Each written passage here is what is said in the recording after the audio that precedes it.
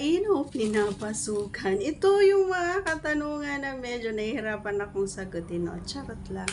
Pero bago natin umpisahan, ayan, please do me a favor. Please do subscribe and click our tiny notification bell so that you'll be updated every time we have a new upload videos. Disclaimer din mga idol, ang video natin ay para lamang po sa may bukas ang kaisipan at may malawak na pang-unawa. Kung wala po tayo nito, maaari na lamang pong mag-skip at mamili po ng mga videos po na nararapat po para po sa inyo.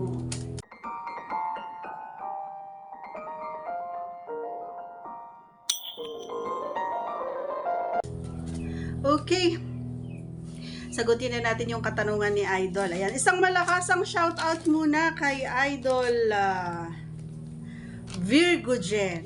Ayan, shoutout sa iyo Idol Virgo Jen. Salamat sa iyong suporta yan sa ating channel. God bless po. Okay, alam nyo mga idol, parehas lang naman itong masarap. Oo. Depende lang dun sa proseso na gagawin mo. Pero para sa akin, alam mo yung sinasabi ko na proseso is may pagka tawag dito, kailangan handa ka, kumbaga. Handa ka bago mo ito gawin, handa ka na. Bago mo kasi ipasok, no, idol, kailangan muna ng maganda at masayang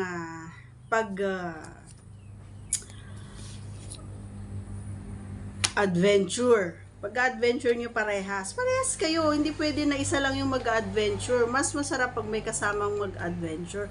Pagkatapos niyang mag-adventure sa'yo, ikaw naman ang mag-adventure. Ganun yun, idol. Lasa sa inyo kung sino yung mauuna, kumbaga, doon sa pag-adventure nyo. Hindi pwede na pasok ka agad mga idol. Kasi nga, mananawa kayo. Kailangan natin ng gaya na sinabi ko kanina, dapat marunong tayo. Hindi yung puro pasok lang ng pasok nang walang kapagod-pagod. Mas masarap sa pakiramdam yung napagod ka muna bago ka pumasok. Diba?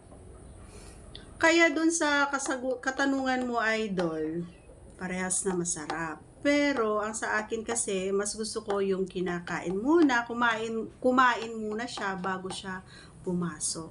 Para pagka pinasok na, ay hindi na siya ganun na, alam mo yun, medyo makakatulong kasi yun kapag kumain siya, nakakatulong yun, lalong-lalo na sa may mga malaki. Diba? May pinagpala para hindi ko masyadong maramdaman, kumbaga, yung pagpasok mo, kailangan na pumunta ka muna sa baba. And nakakadagdag, kumbaga, ng K. Oo, nakakadagdag ng K kapag ito ay medyo may tubig ng kaunti. Hindi yung pagpasok mo ay talaga naman na mapapa-ouch ka pa. Diba? So may mga nagsasabi sa aking mga kababaihan, nag-PPM sa atin na sabi nila, minsan nainis na ako idol sa partner ko. Bakit? Sabi ko nang ganun. Kasi nga, pasok siya kaagad. Kaya minsan mahapdi na si sabi niya, kasi hindi man niya lang daw nilaan. So, yun. Ngayon, yun yung mga sikreto, mga idol, para mas mapaganda, mas mapasaya nyo ang inyong mga partner. Kasi, pag hindi nyo gawin iyon, masarap din naman, kahit na hindi nyo, pero, hindi man nila sabihin sa'yo, yung kanilang pagre-reklamo, sa akin sila nagsusumbong. Charot. Kala ko kilala ka lang. Bakit? Kilala mo ba yung mga asawa namin? Sabi ni idol, pero yung mga nag-PPM kasi sa akin mga kababaihan, yun ang reklamo nila. Kaya, minsan tinuturuan ko na lang sila na kung ayaw nilang gawin yun, kayo na ang mauna para gayahin nila. Diba? Kayo na ang maunang bumaba. Kaya, yun, dati hindi rin ganun yung partner ko, no? Pero ako na yung parang ako na yung nag-guide sa kanya. Ako na yung nauunang bumaba para pagpasok niya ay medyo basa. Ganon, mas masarap sa pakiramdam kapag basa. And dire-diretso. hindi na mapipigilan kumbaga. And lalong-lalo na kapag dahan-dahan muna and then hanggang sa pabilis, lalong-lalo na kapag kumayod na siya ay talaga naman na medyo diin pa. So yun yung pinaka the best part talaga doon, and doon na mararamdaman mo at maririnig mo na yung pagbibigo nyo parehas na hindi nyo namamalayan na tapos na pala. Di ba? So yun lang.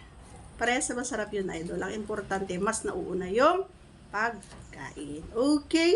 Ikaw ba naman magtatrabaho na walang kain? Siyempre mapapagod ka. Kailangan kang kumain muna para mabusog ka. Alright? So that's all for today's video. Ayan. Once again, please do subscribe and click our tiny notification bell so that you'll be updated every time we have a new upload videos. Thanks for watching, everyone. See you again on our next vlog. Bye-bye!